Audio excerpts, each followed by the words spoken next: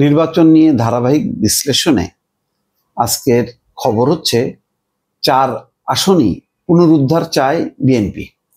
এটা হচ্ছে লক্ষ্মীপুরের 4টি আসনেই সেই আসনগুলো পুনরুদ্ধার চায়। মাঝখানে 15 বছর একটা বিপর্যয় গেছে এবং এগুলি পুরো নোয়াখালী জোনটাই আসলে বিএনপি অধ্যুষিত জোন। এখানে বেগম খালেদা জিয়া নিজেও নির্বাচন করেছেন এবং বাকি যারা সবাই বিএনপির আজকে জাতীয় রাজনীতিতে যারা আছেন তাদের একটা উল্লেখযোগ্য অংশ হচ্ছে লক্ষ্মীপুরের। যেমন ধরেন সাদাত হোসেন সেলিম, তিনি একসময় বিএনপির নেতা ছিলেন ডাকসাইটের এবং এখন এলডিপির একটা অংশের চেয়ারম্যান। তিনি লক্ষ্মীপুর 1 আসনের তিনি প্রার্থী। তার বিষয়টি এখনো ঘোষণা করা হয়নি, যেহেতু শরিক তিনি, তার প্রার্থিতাটা আসলে খুব জরুরিভাবে ঘোষণা করা দরকার ছিল। কারণ নাজমুল হাসান পাটোয়ারি জামাত প্রার্থী, তিনি কিন্তু ভালো প্রতিদ্বন্দ্বিতায় চলে এসছেন এবং সাধারণ মানুষ, বিশেষ করে নারী ভোটারদের মধ্যে একটা অবস্থা তৈরি করে ফেলেছে ইতিমধ্যে। ফলে এই আসনটা যদি সত্যিই পুনরুদ্ধার চায় তাহলে সাদাত হোসেন সেলিমকে দ্রুত ঘোষণা করা দরকার।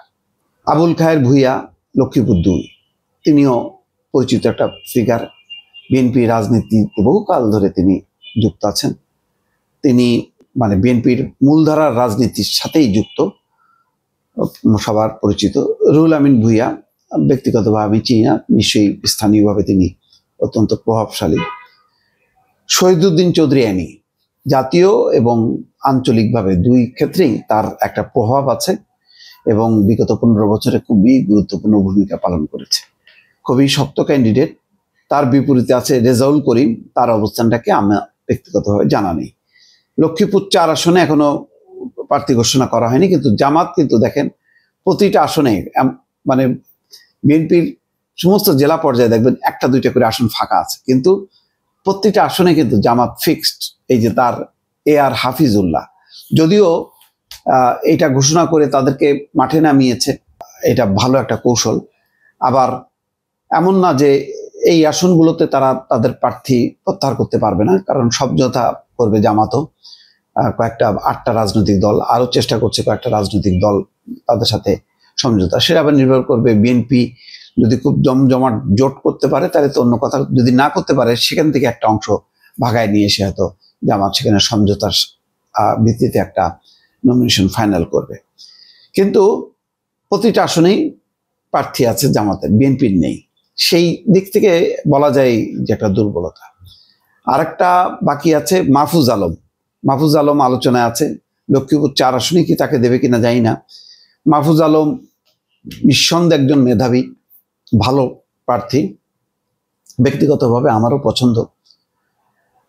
তিনি আসলে এনসিপি থেকে নির্বাচন করবেন নাকি শেষ পর্যন্ত বিএনপি থেকে নির্বাচন করবেন এটা আমার এখনো জানা নেই।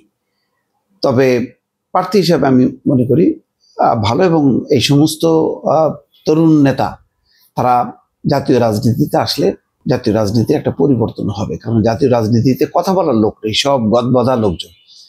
সেখানে ব্যতিক্রমী কিছু মেধা দেখি, আবার ব্যতিক্রমী কিছু উদ্ধত আচরণও দেখি। তো আমি উদ্ধত আচরণ যারা করছে তাদেরকে বাদ দিয়ে যদি আমি বলি মেধাবী, যারা মেধা বুদ্ধি নিয়ে কথা বলেন, তাদের মধ্যে মাহফুজ আলম অন্যতম। তাকে অ্যাকোমোডেট করা বিএনপির দায়িত্ব। জামাত পারবে কিনা আমি জানি না, এটা কিভাবে হয়তো পরে হবে। কিন্তু বিএনপির জন্য সামগ্রিকভাবে একটা চ্যালেঞ্জ যে লক্ষ্মীপুরের 4টা আসন একসময় ছিল একচেটিয়া, লক্ষ্মীপুর, ফেনী, ওই পুরো অঞ্চল দিয়ে। তো এখন দেখা যাক, এখন এই নতুন পরিবর্তিত প্রেক্ষাপটের পর বিএনপি 4টা আসনই পুনরুদ্ধার করতে পারে কিনা এবং সেখানে কতখানি জামাত ভাগ বসাতে পারে, এখন সেটা দেখার বিষয়।